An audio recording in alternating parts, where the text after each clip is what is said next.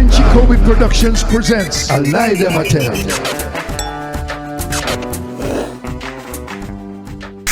I'm trying to remember listening. I'm just having a background memory here of Rocksteady, and then it has a.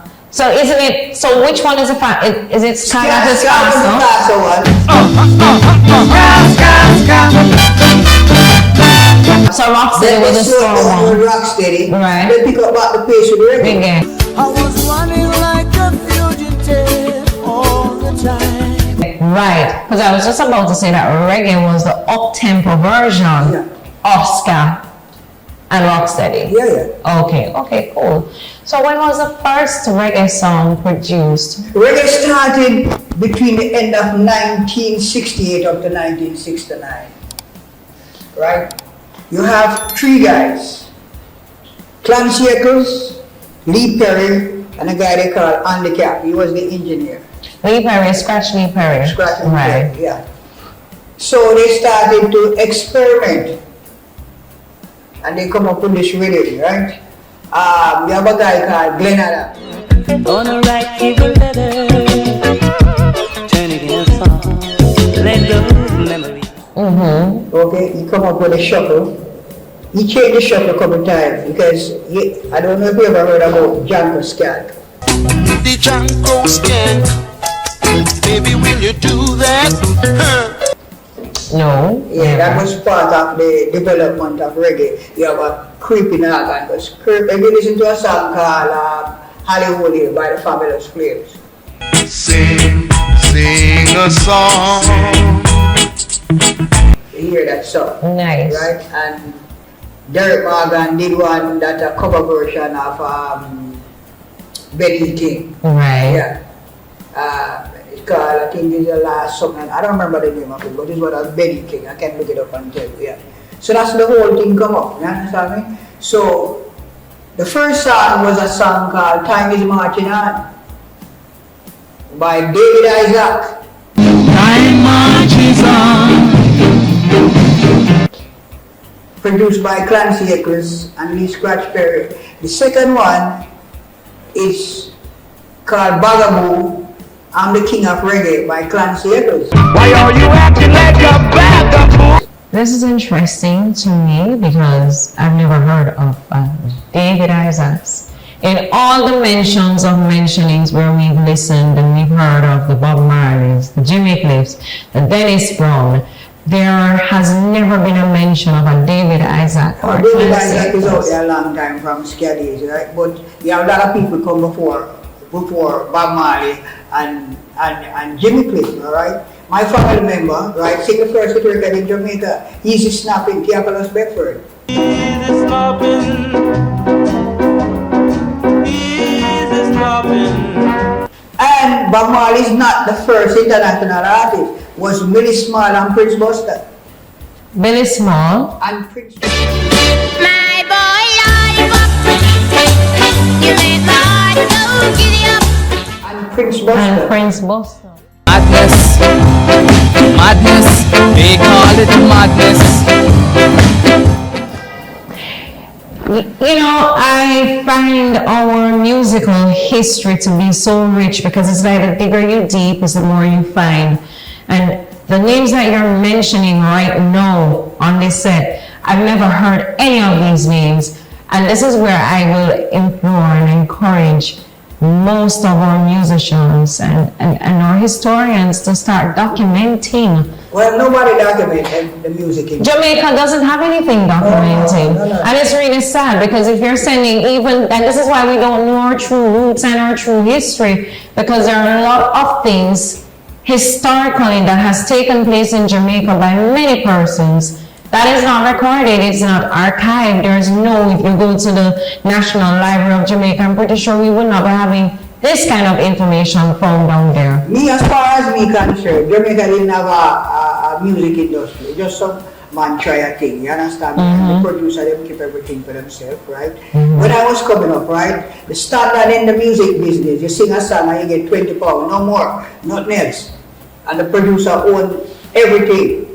All the rights. All the rights. You never have no rights. As a matter of fact, we wasn't singing for money. We just want to hear a name on the radio, and we have a lot of girls that can dance and this and that. Killing me for that, you know, right? And Dennis Brown, that and this, and Greg Rice, and that, and you know, so, you know. So it really was just about fame and having the ladies by your side. That's right. But no true vision with your craft and the wealth that could have been amassed behind it. No, sir, you know. Which is a question I've always asked myself. Why is it that you find that most of these... And it just don't happen to Jamaica alone, you know. When I went to the States, right, and start mixed with American artists, they've been through the same thing that we've been through. Mm-hmm. Yeah. I do believe you. I do believe, and it was a different time then. I think everybody was just trying to thrive on being popular, being known, and get their creativity out. Oh, yeah, they just want to be heard, you know. Right. Talk about just want to be heard, and you know, no monetary gain was behind it for the artists.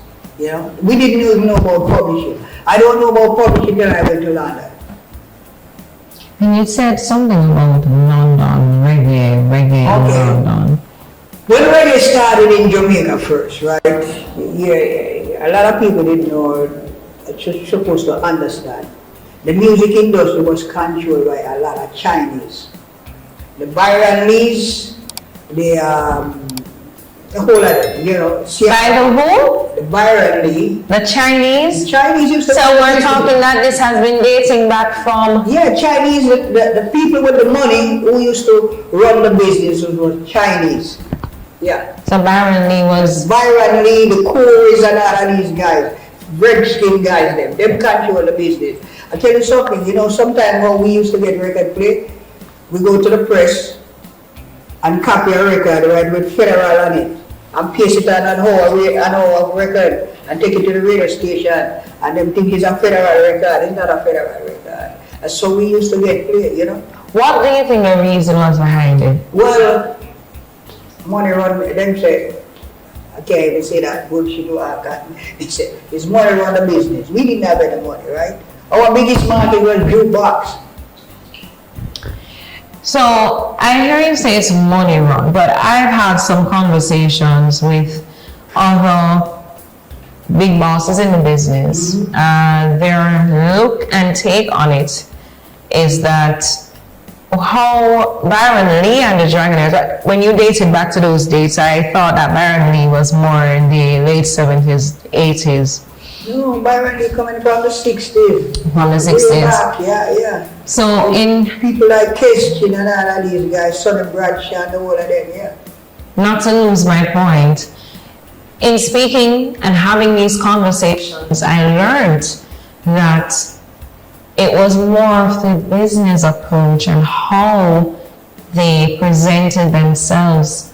Because what happened was that the image that was displayed by the other artists, they didn't take their presentation seriously. And so therefore, it made them more marketable. It made Mr. Lee and the other name that you just mentioned more marketable to be able to be taken seriously, to be going internationally with most of these songs. Who was the first man who started put out a song internationally? It's Duke Reid. And that was one of the black man, Duke Reid and Coxsone. I think you got three of them, another one they call Little Wonder. I should have known from the start that you're not meant. Right? Coxsone and Sir Coxsone. Sir Coxsone died. Right. But Duke Reid was the first one who started to travel and go to London. Right. Yeah. Okay. But coming back to Jamaica and the reggae business now, okay? When reggae started in Jamaica, right, you have two classes of music, uptown and downtown, right?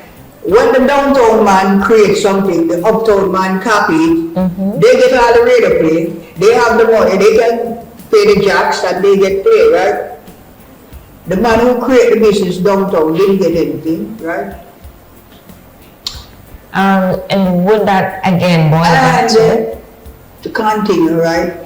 There was a white man come to Jamaica by the name of Dave Veteran, right? I thought you were going to say Christopher Blackwell, but anyway. No, Blackwell used to work with another Chinaman, Beverly's, right?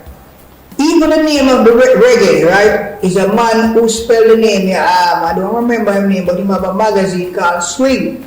So when we come up with the name, Clan Sabers come up with the name reggae, they couldn't spell it. He spelled it R-E-G-G-A-Y. Picture Public Productions presents A Lie Them a Tell.